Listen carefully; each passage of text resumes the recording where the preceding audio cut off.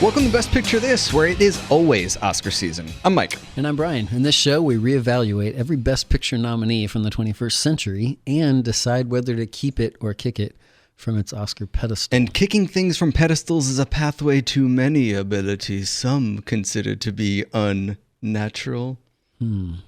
Just kicking things from pretty pedestals. good Yoda impression. I like that. Whoa, Yoda? That was good. This is Palpatine. Oh, sorry. Yoda. Let me just ask you. When we kick things from pedestals, does it make you feel like you have the high ground? The moral high ground?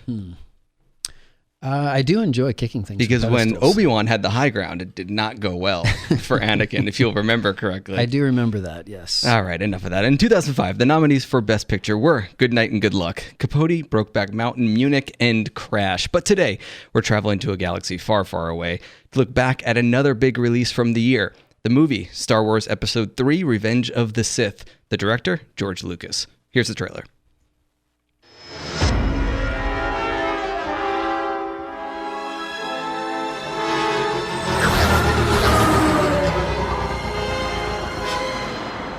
Dark side of the Force is a pathway to many abilities some consider to be unnatural. Is it possible to learn this power? Not from a Jedi. The Council wants you to report on all the Chancellor's dealings. That's treason. We are at war, Anakin. Very dangerous putting them together. I don't think the boy can handle it. I don't trust him. I need your help, son. I'm appointing you to be my personal representative on the Jedi Council. You are on this council, but we do not grant you the rank of master. What? Obi-Wan and the Council don't trust me. Learn to know the dark side of the Force, and you will achieve a power greater than any Jedi. You're under arrest, Chancellor. Are you threatening me, Master Jedi?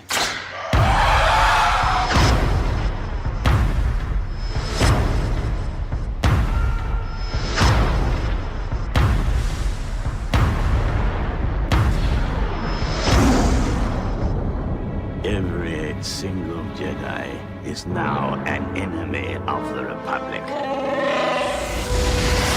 Do what must be done. Do not hesitate. Show no mercy. Who could have done this? Twisted by the dark side, young Skywalker has become. I feel so helpless.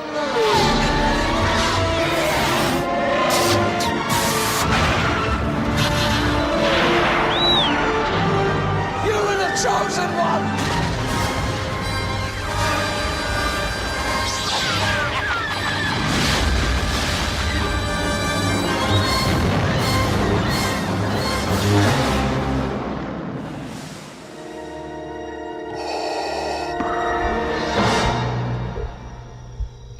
Great trailer.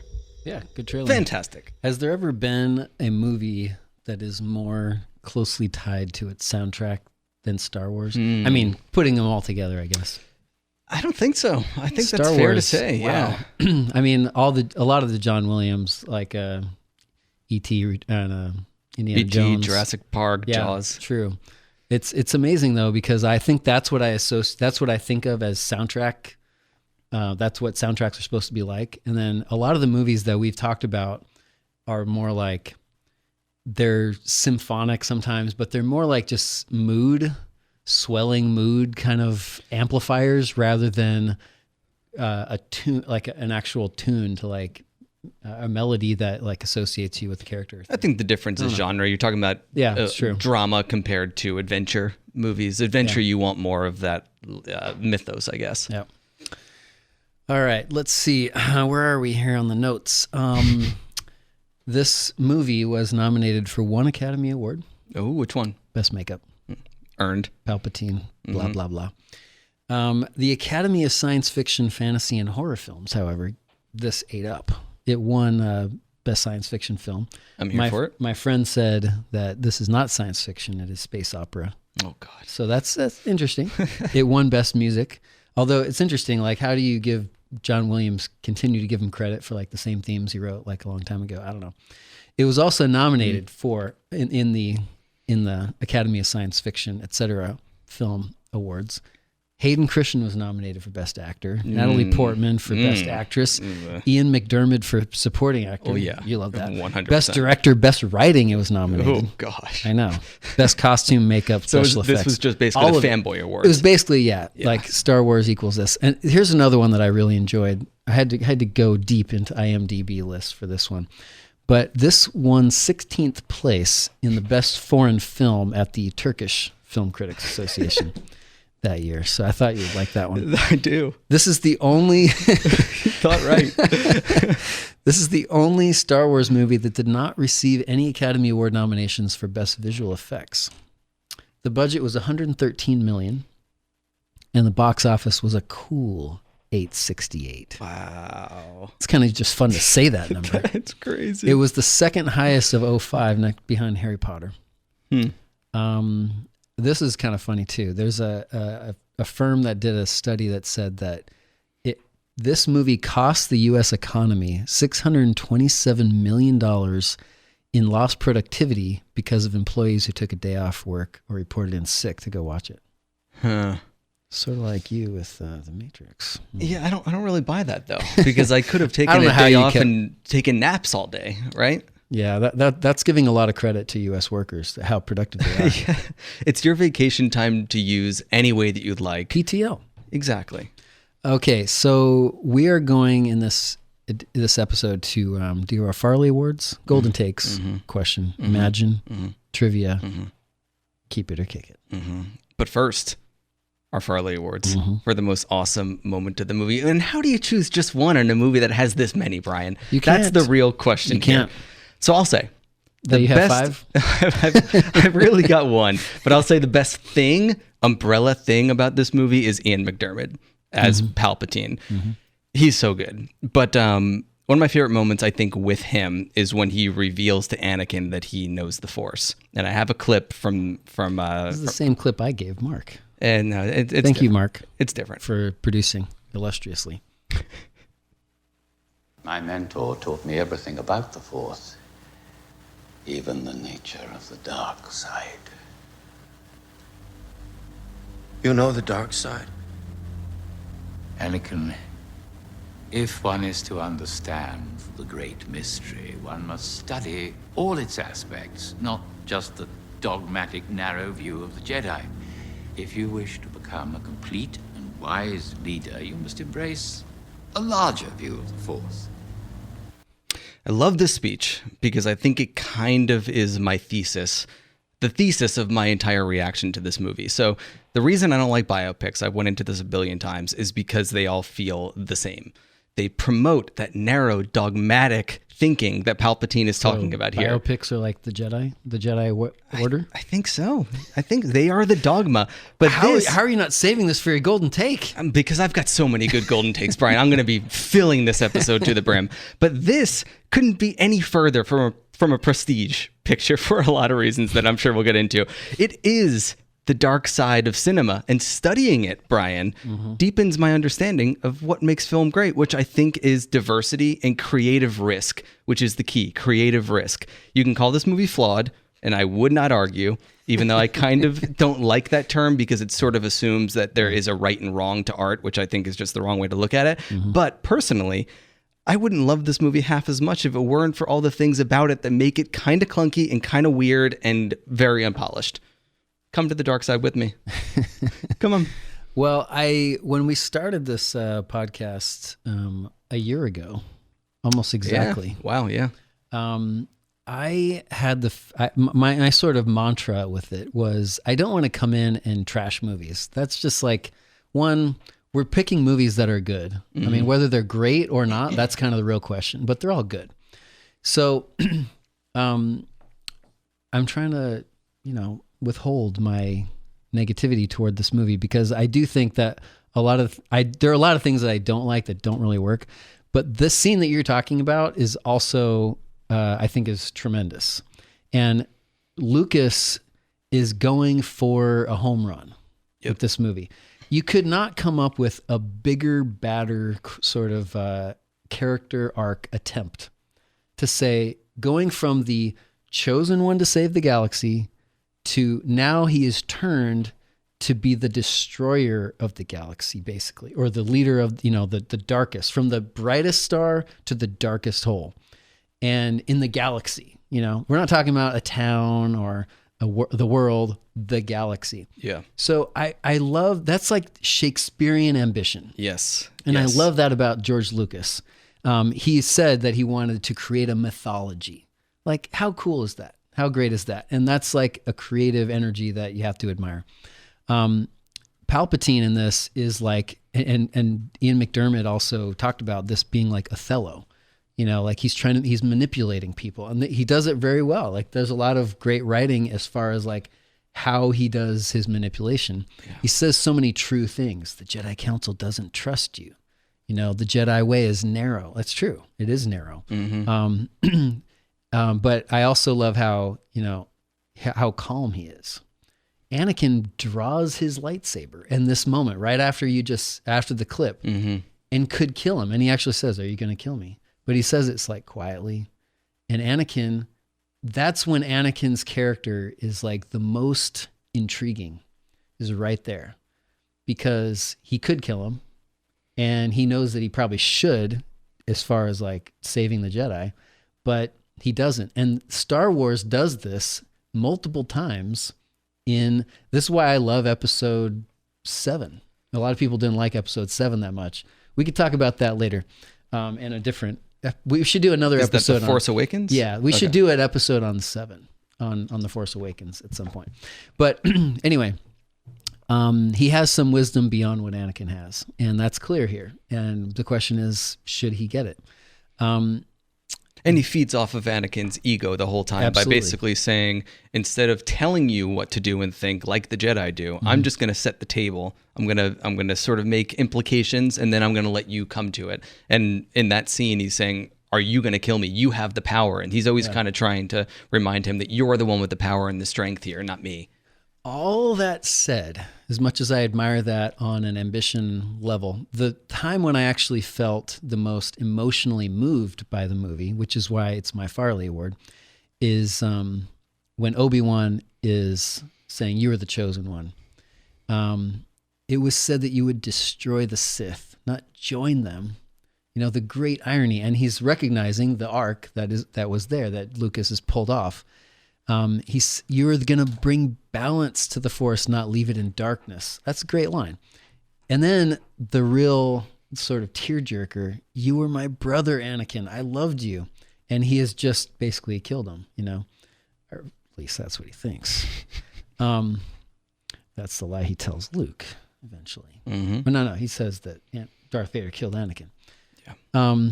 But that's where I think that, I don't know. I guess what I'm personally looking for in movies usually is, how can I be emotionally moved, torn, disturbed, elated, whatever it might be. But that's when I felt it the most. So it feels like you are torn. Mm-hmm. Would it make you feel better to list some of the things we don't like about this movie? To just get them out of the way, to cleanse our spirits. Should I do my Brian? golden take? Yeah, go for it. Because that's kind of partly where... Is it just going to be a litany of things? No, it's not a litany. This is where I'll pull a mic and say, I was making a list of all these things I didn't like. Mm-hmm. My golden take is that General Grievous is the Jar Jar Binks of Star Wars villains. He's not that bad. He's not good, scary. But he's not scary. No, he's not. He's not a good leader. He's not all that bad. He's a robot, and yet he has a cough. It makes zero sense. Well, he's whatsoever. got like real lungs or a real heart or something. All I'm saying is, if they could turn Darth Vader into like an amazing robot with no legs, but he can still run around and kill people, and yet Grievous is like sort of just, he's got a cloak that's kind of like, and then he takes it off and is like, wait, what?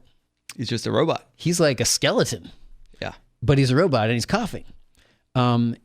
He is the worst villain by far of anyone in Star Wars.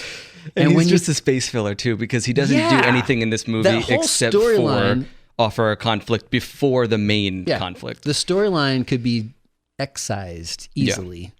The Palpatine Anakin stuff and Obi-Wan, that's awesome. Padme is another just totally horrible weak link throughout the movie, 1 through 3. Natalie Portman is a great actress. Not in these, she's not. She's not good in these, and the chemistry is in the negative range. It's not like there's no chemistry. It's like there's negative chemistry. It's like you have no clue what she sees in him, and you have no sense, like there's no way to believe that they are in love with each other. Yeah. So that has it really ruins the movie for me, is like spending all the time that you do on Grievous and Padme. So, but Grievous does say Jedi slime. Oh yeah, which almost to me redeems his character. No, it doesn't. Jedi slime. Here's a cool thing though. Little trivia. Lucas had a cough during the movie. Okay. And they recorded it and used it as Grievous's cough. Oh, wow. That's great. I love that. I guess so. So here's an early concept for Grievous. He was going to be a small child sitting on a floating chair guarded by 2 droids. And then George Lucas decided that probably wouldn't be taken seriously as the deadliest hand-to-hand fighter the galaxy has ever seen. Are we supposed to think that he's the deadliest hand-to-hand fighter the galaxy's ever seen? I don't know, but that's what George Lucas apparently thought. And then he's got 4 arms that all, twirl around the lightsabers. And Obi-Wan's like, got one of those off.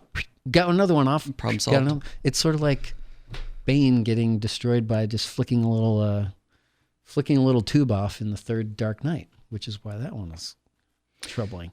Anyway, that's all. That's my golden take. Yeah, I'm not going to argue that Grievous is. I'm not going to tell you that he's a great villain by any means.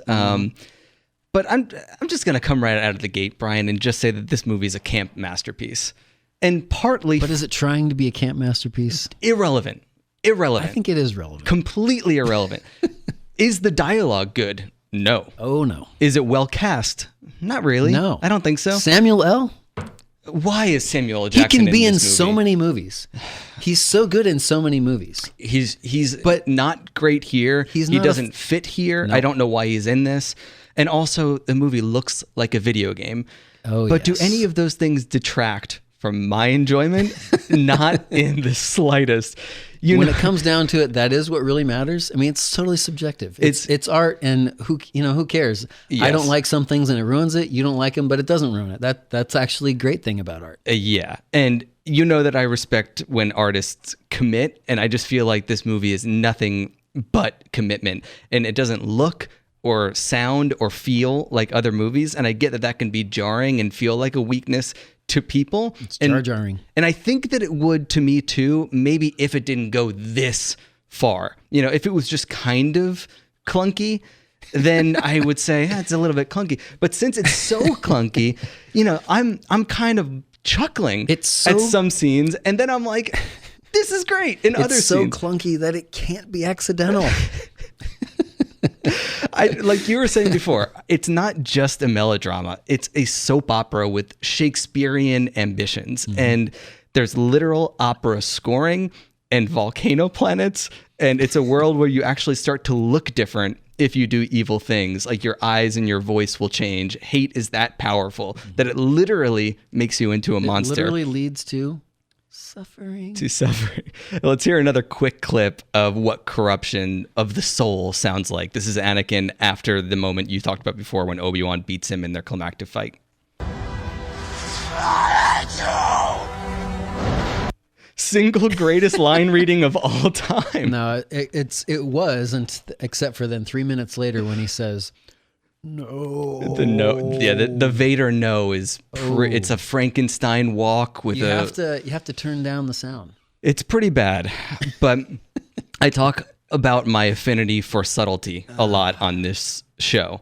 But I think that there's a flip side to that. When a movie is so over the top, this such a basic story of good versus evil, that the bigness of it almost leaves no room for subtlety. When Palpatine reveals himself as the Sith Lord, and we get the animalistic shrieks and the exaggerated facial contortions. I'm laughing. I'm vibing with it. I'm loving it. That is this whole movie. It's a soap opera in space. And I think that if you spend time obsessing about what doesn't feel real, like you're watching it wrong almost. Well, here's the problem.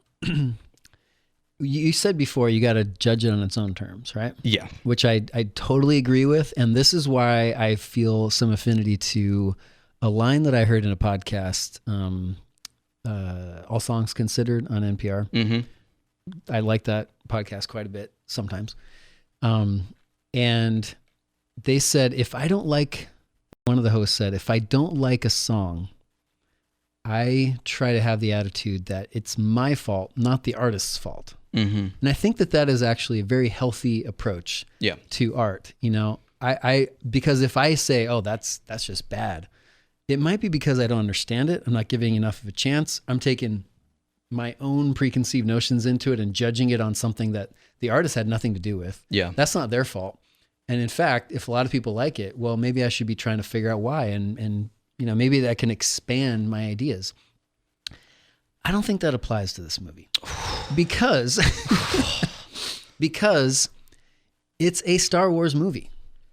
So you're going to bring in your expectations of a Star Wars movie. Uh-huh. Because that's what you're supposed to do. That's why it made hold on, scroll back up here. $868.4 million in the box office. Yes. It's because of episodes 4, 5, and 6 that 1, 2, and 3 they are in the past. So much. Let old things die, like The Last Jedi taught us, Brian. They're gone. They're done. We're in episode 1, 2, and 3 now. Now this leads to my question. Okay. Actually, question part A. Do you prefer Yodish or Yoda speak? Yodish? I have no idea what you're talking about. Yoda speak, you know, like... Oh, like as a term for how Yoda speaks. Yodish or Yoda speak? I think it has to be Yoda speak because Yodish, I don't know what you mean. It's weird. It's confusing. I kind of like that because like a corruption of Yiddish. It's kind of funny. I don't know. I guess. Part B. Why does Yoda speak in this object, subject, verb, construction? Sometimes. And other times he doesn't. And let me give you an example of what I mean by we're judging it based on Star Wars quality, which has some camp in it. All of it does. Yeah, as for much sure. As, people who love 4, 5, and 6, they might not want to admit the campiness and some of the opera-like things of. Mm-hmm. But let's be honest, it is there in all of them. Yes. But in episode 5, when Yoda appears first, which is some of my favorite scenes, nostalgic, okay, yes. But some of my favorite scenes in movie history is when Luke is there on Dagobah and meeting Yoda. It's very cool. He speaks in that term. Somebody on a blog calculated and looked at every line that Yoda did and categorized them in Yoda speak or not Yoda speak. 22% was Yoda speak in Empire Strikes Back. That's it. Okay. In The Phantom Menace, it was 74%. That's episode 1. So I didn't get it to episode 3. So over the decades, the legend has grown to where it almost seems like this is the only way that he speaks. Yeah. Where at the beginning it was the minority. He says plenty of normal things when he's first there. And now that we know Yoda is like a meme and everything he says has to feel like the same meme. And it becomes a caricature of the real Yoda. And Yoda is already a caricature. He's a little puppet voiced by Grover. Frank Oz, same guy who did Grover and Miss Piggy and all kinds of stuff. So I think that this is part of the problem. I asked you a question here, sort of. I'm fitting all this into my question. Okay. So why do you think he does that?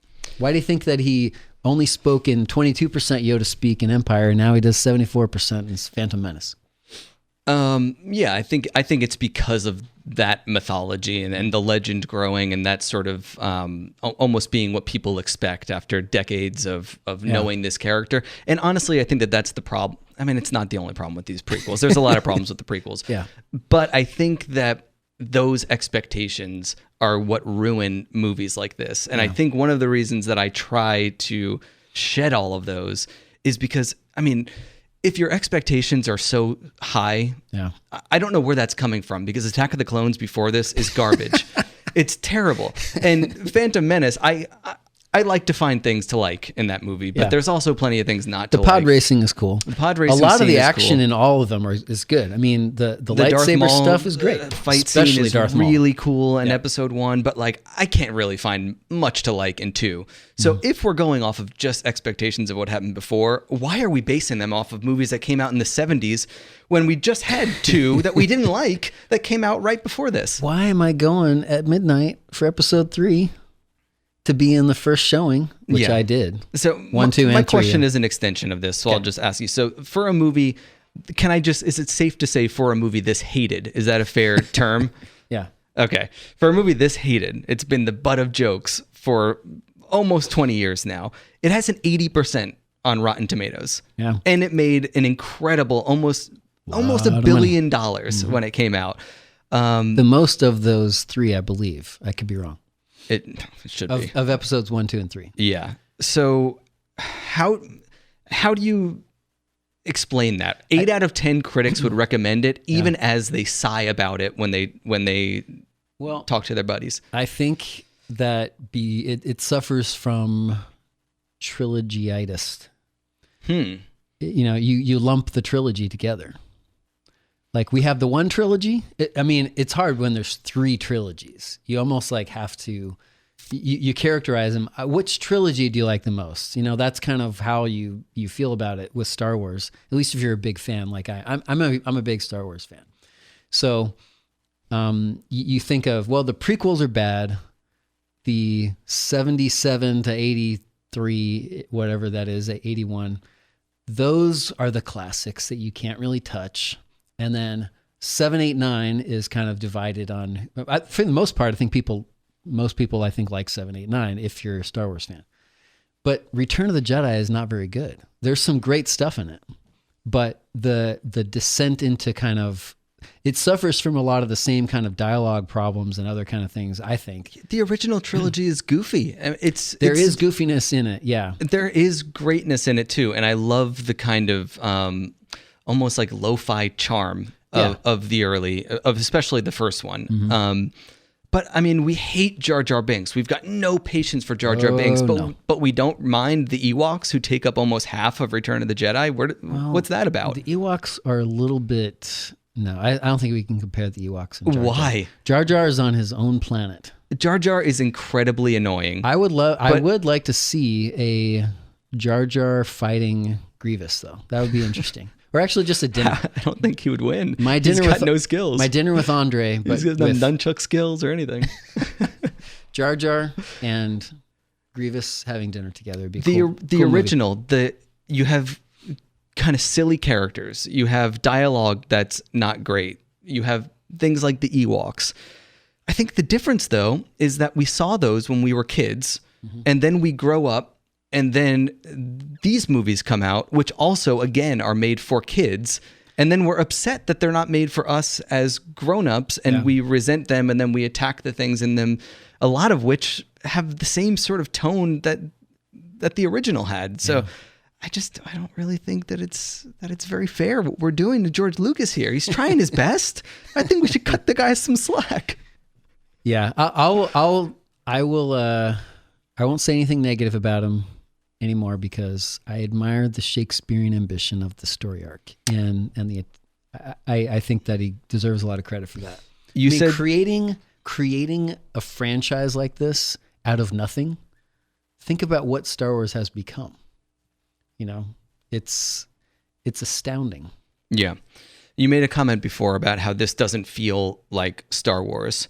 And that's something that I feel like I've heard many times, because The Last Jedi had the same thing, where it had all these haters come out of the woodwork before because, you know, it was unexpected and the stakes changed, and they felt like, you know, a certain subset of fans were outraged at that movie because they said it didn't count as a Star Wars movie. It wasn't canon or something like that. Also because of the way the Force slightly changes and it's not allowed to change. But it changes in the other movies Yeah, too. All of a sudden, Leia can like communicate sort of with Luke. you Yeah. know, and It's not a rational argument is my point. And I looked back and looking in reviews for this movie, Mark Savlov of the Austin Chronicle, he said of Revenge of the Sith, veering from moments of breathtakingly visualized valor to outright stupidity, Sith is a vast improvement over the previous two outings.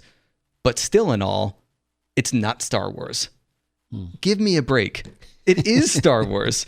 It's just maybe not the Star Wars that he wanted, that he remembers from when he saw it when he was a 10-year-old. So because there's no Luke and there's no Han Solo and there's no Leia. And it's all digital. But there is Palpatine. Instead of practical effects. Yeah. Anyway. Which I think, could be that Lucas wished that they were digital from 1977, but he just couldn't, so he had to make them. And now he's like, that's what I think that his attitude was. Like, oh my gosh, now I can do everything I wanted to. That's what the remasters were with adding in the digital stuff. It's not the Star Wars you remember, but I think that is fine. From my point of view, this critic is evil. Well, let's go to what might have been. Just a couple quick things here. Palpatine, the opening battle originally was an hour. Do you think that would have been better? Nope.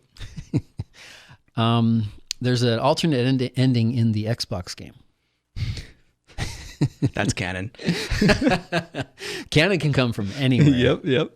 So in the Xbox game, Vader is presented with a new lightsaber at the end by Darth Sidious, who is Palpatine, right? Mm-hmm. Yep. And then Vader kills him and then says the galaxy is his. What do you think? Doesn't really make sense, because then what happens to 4, 5, and 6, the movies? Yeah, I guess you can do that. No. Trivia? Trivia. Ian McDiarmid started as a Shakespearean actor. He also played at age 37 a Howard Hughes-like role with like long fingernails and all that kind of stuff. And that enabled him to convince Lucas that he could look really old. So then he was able to get the role of Palpatine in 1983 with Return of the Jedi, even though he was only like 40 or so. Yeah. So he wasn't like this really old dude. Also, Ian McDiarmid does voice a pig version of Palpatine for Angry Birds Star Wars 2 called Join the Pork Side. Just thought that would be good to throw in. I love it. In 2005, he played Satan in a 41-part BBC radio version of Paradise Lost. I could see him as being a good Satan.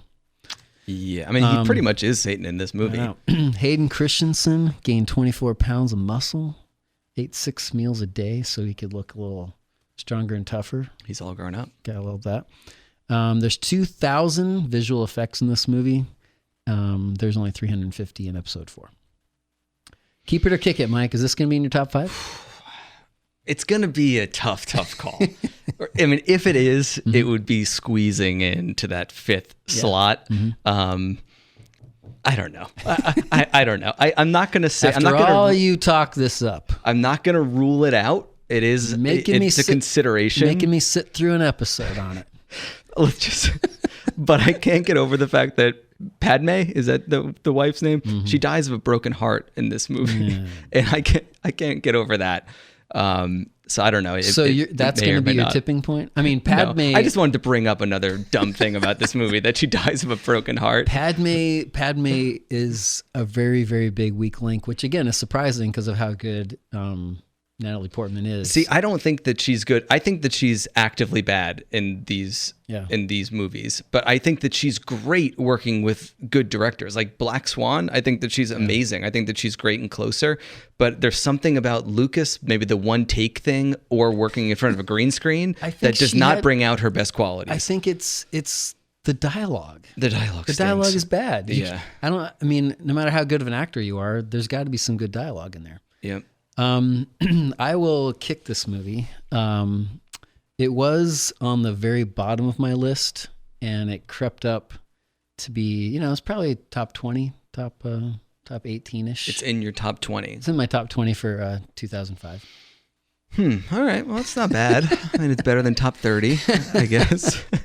It will be in my top 20. It will be in It's my your top top 10? 7 Really? for Okay, sure. very good. For sure.